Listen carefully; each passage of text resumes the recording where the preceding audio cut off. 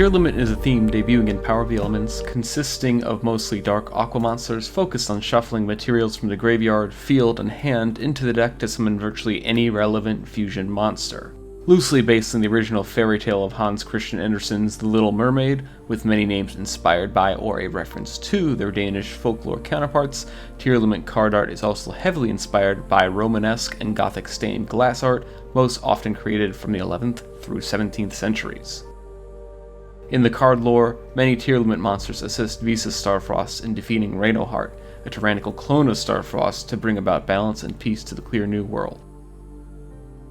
In Power of the Elements, a total of 4 main deck monsters, 2 fusions, 1 spell, though not explicitly a Tearlament card, and 3 traps are released, with Darkwing Blast continuing support.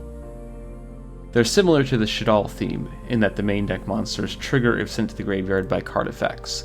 Unlike Shaddoll, however, the main deck monsters aren't absolute bricks and contribute heavily to summoning potent rank 4 Xyz monsters. At the end of this guide, you'll know a little bit more about Tearlament and learn its ins and outs in the competitive scene.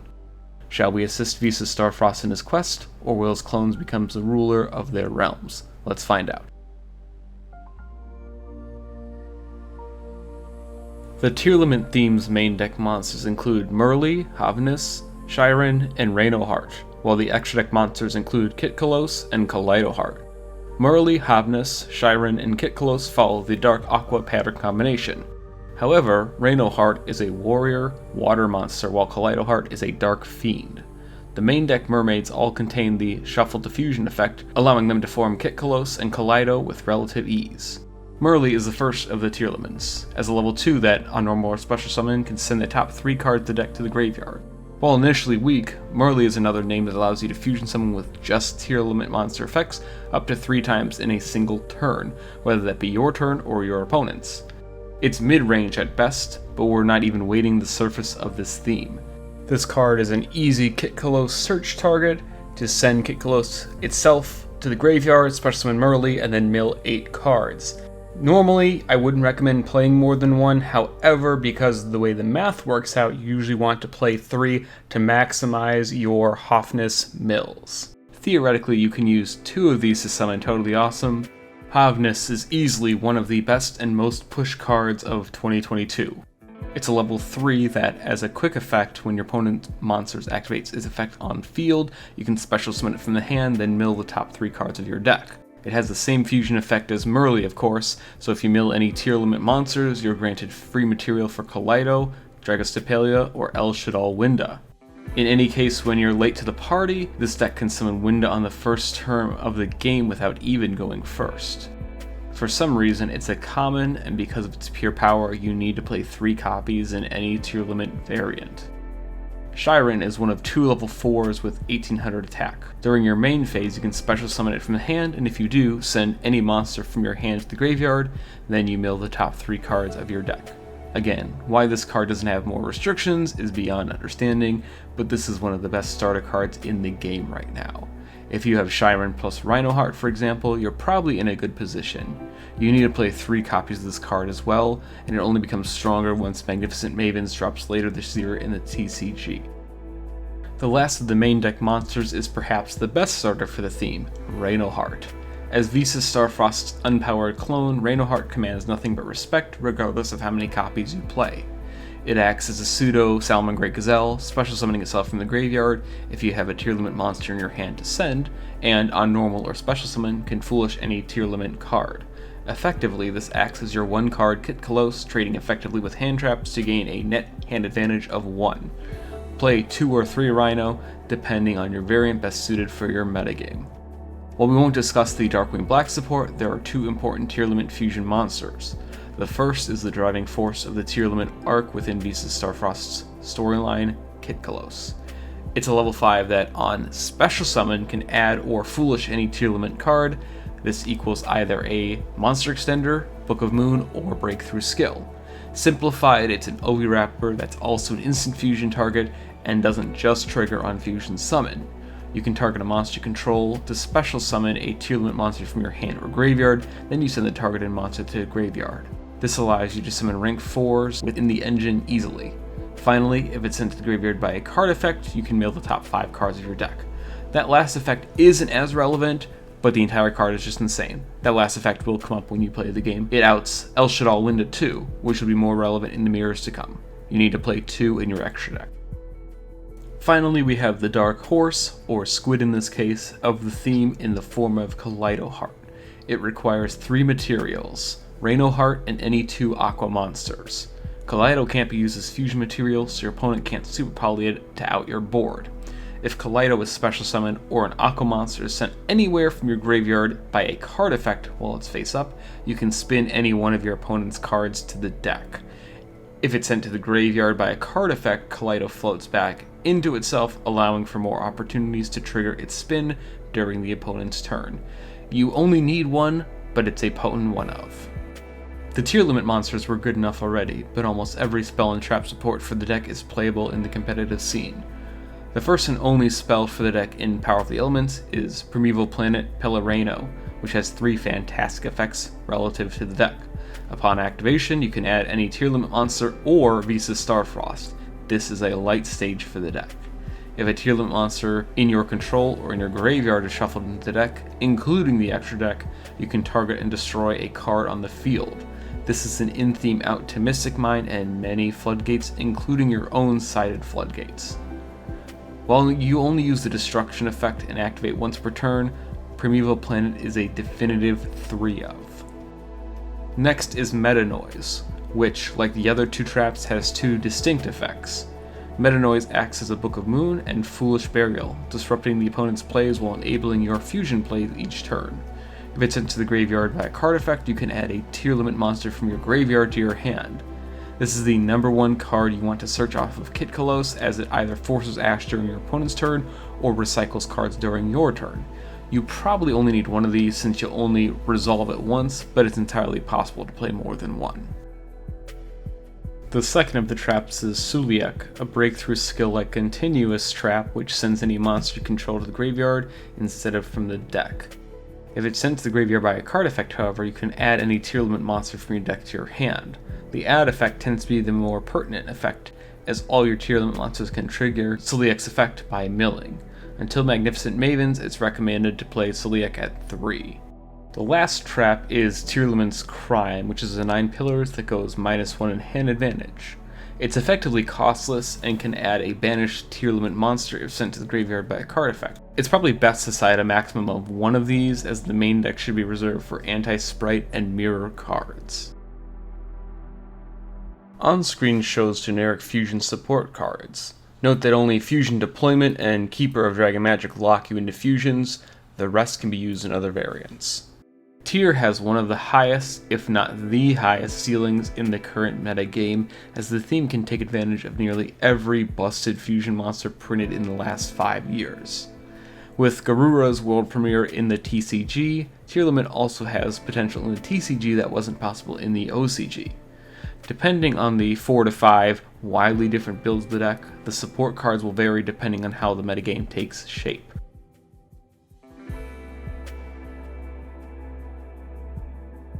Keep in mind that there are a couple of variants of Tearlaments in the TCG, both in the first of the second half of 2022 and the latter half of 2022. These are branded, P.U.N.K, Therion, Shaddoll, and Ishizu variants. Also, before we get into some replays and deck lists, we need to remember some tips and tricks for the deck. Kit Kalos trades very well into hand traps, forcing Ash Blossom and Valor. Reno trades well into hand traps as well, also forcing Ash and Valor. Redoer and number 101 triggers Shiren and Reno-Heart. This is the deck to break the card. As for interactions, let's take a look at some examples. If Kit Kalos is Chainlink 1 and Mirror Jade is Chainlink 2, sending an Albaz fusion monster from the extract to the graveyard to banish, Kit Kalos will still summon even if Mirror Jade banishes its target. This is because it special summons the monster first, and if you do, sends the targeted monster to the graveyard. Watch MST.tv's video for Pellerano's clarification. Basically, it works properly with the Tearlaments main deck monsters. Link is in the description. Kit Kalos and Kaleido trigger if special summoned, not just fusion summoned. You have to have a Tearlament monster in hand to activate Reino-Heart's effect in the graveyard. This is the same interaction as ABC monsters B and C. While this should be relatively straightforward and I shouldn't have to clarify, just remember you can't trigger Tearlament monsters if they're sent to the graveyard as cost for cards like Forbidden Droplet and Twin Twisters because they are not sent as card effects. However, cards like Danger monsters will trigger their effects. The Brain of Despia Tearlament variant takes advantage of the Despia engine and focuses heavily on the use of fusion deployment, which can either summon Reino-Heart or follow Albaz from the deck. Even though you're locked into fusions the entire turn, you still play Redoer. The Shaddoll Tearlament strategy focuses on abusing the Shaddoll effects while maximizing the ability to summon El Shaddoll Winda. That is effectively the win condition of this deck.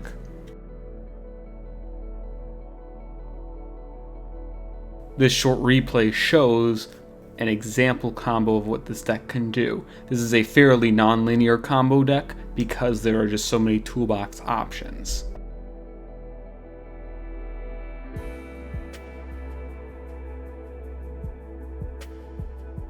This P.U.N.K Tearlament list involves summoning Chaos Ruler to potentially trigger your tier cards, as well as using Kitkalos to revive monsters such as Merly to mill up to 8 cards, or 13 if you're able to summon Chaos Ruler. Emergency Teleport plus a Tearlament monster plus Reino-Heart is usually game.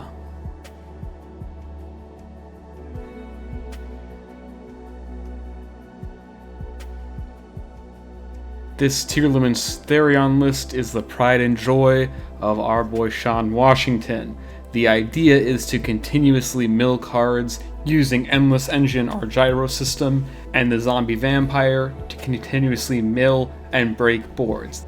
This deck can definitely go second with the inclusion of Dark Ruler No More and DD Crow in the main. I think this is one of the best versions that virtually no one is talking about. The Ishizu Tearlament variant of the deck comes to the TCG in November 2022 and focuses on Ishizu's new Earth Fairy monsters, milling the top 5 cards of each player's deck when 2 out of 4 of the new cards are sent to the graveyard. Gravekeeper's Trap is also an extremely powerful card, locking the opponent out of activating card effects in the graveyard. Watch out for this variant when it comes out, it will probably be the best deck of the format.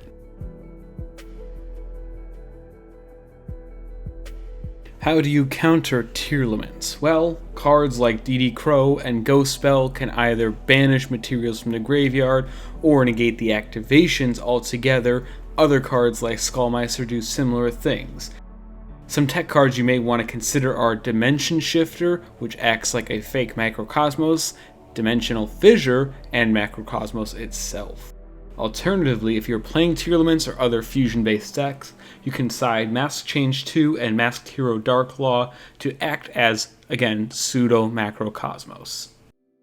Super Polymerization is okay versus this deck. It may seem counterintuitive, but the Tearlament monsters trigger if used for Super Polymerization, and the end board for most Tearlament variants aren't always standardized. Meaning, some boards will not be the exact same every single hand. It really just depends. This is a mid-range deck after all, so your end boards aren't guaranteed depending on what hand you have. In the P.U.N.K variant, however, Super Polymerization is effective.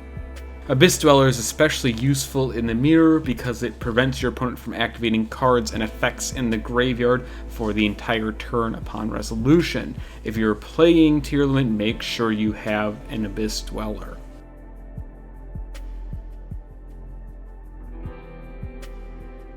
If you didn't pay attention to anything else in this guide, pay attention to this. Buy this deck if you're playing Yu-Gi-Oh! For the rest of 2022 and into 2023. The earlier you buy, the more value you'll get from the cards and your investment, and the more likely you'll be rewarded for learning this deck well. Tearlament is projected to be objectively the best deck of the format once Magnificent Mavens releases in November 2022, and knowing how to play the deck before then will vastly improve your chances of performing well at events. The deck core will be inexpensive for one of the best decks, and relative to the last 4 years of decks, much like Sprite, but Maven's cards could be expensive. If you have branded Despia right now, hold those cards to play the branded variant. This deck is incredibly difficult to build and play properly, so you need to practice this as much as possible. While it may be tempting to play Sprite because it's objectively easier than this deck, in both deck building and technical play ceilings, I think this deck will eventually prove to be the better of the two major decks, post Power of the Elements, despite projected results extrapolated from OCG tournaments. And as always, thank you for watching.